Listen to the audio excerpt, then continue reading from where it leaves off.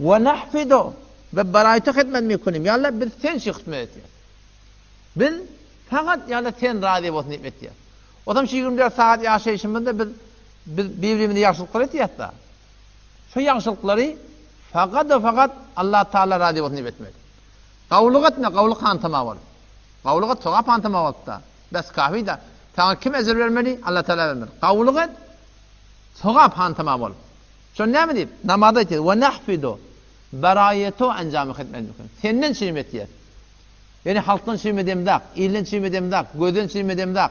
Halk qavluq etsin edemdak. Halk berekeller versin edemdak. Sonra halk bana yerini evedin doldurur edemdak.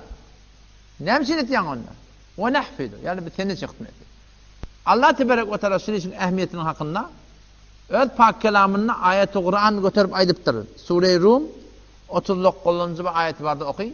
وَمَا آتَيْتُمْ مِنْ رِبًا لِيَرْبُوَ فِي أَمْوَالِ النَّاسِ فَلَا يَرْبُو عِنْدَ اللّٰهِ وَمَا آتَيْتُمْ مِنْ زَكَاةٍ تُرِيدُونَ بِهِ وَجْهَ اللّٰهِ فَأُولَٰئِكَ هُمُ الْمُضْعِفُونَ وَمَا آتَيْتُمْ الْبَرْدَادِكِ بَرِيَارْتِنِz مِنْ رِبًا öz artıkmasınızdan malın artıkması var, ona buna verecek oluyorsunuz. Maksadın ne mi? لِيَرْبُوَ فِي أَمْوَالِ النَّاسِ Ta adama diyor sana verdiler. Yüzün tiriyen oğlanın birinin ki ertesi gün oğlan yüzün tirsin. Zayine veriyen ki zayine verdin.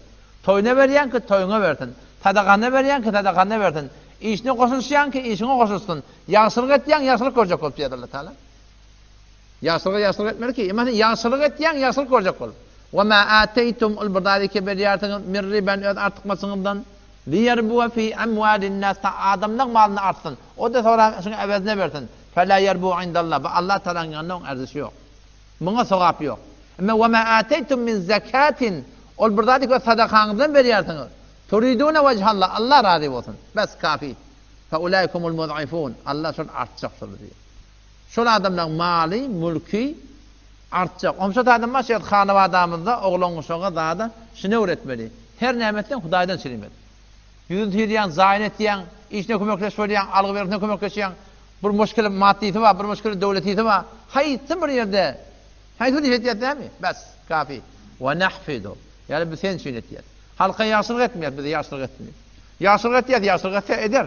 O nezre öyle bilen, yaxşılık edip, yaxşılık kantıma olanda, ertesi gün yamanlık edenden evlep men yaxşılık çek ediyor. Yaxşılık yamanlık, körüşe tamallık qavdi ötüyor adam. Dige men yaxşılık çek ediyor. Türk böyle şey diye değil mi? Yaxşılık yamanlık, körüşe tamallık qavdi. Körüşek de ne mi? Tamam ben göğet mi qalıyor ne mi? Bu da körüşek diye yaxşılık eden peydası yok sana diye. Yaxşılık etmeyen yaxşılık görecek diye. Yaxşılık edip sokaptan şimdi o zaman yaxşılık etse eder o da Huda için etsin. Etmedi. Sizlere olan neden böyle? Hiç yüreğin ağırmıyor. Yaxşılık edip dursun, yamanlık etsin. Bana ne mi? Hudadan şimdi. Etsin, hükümete önüne çimek.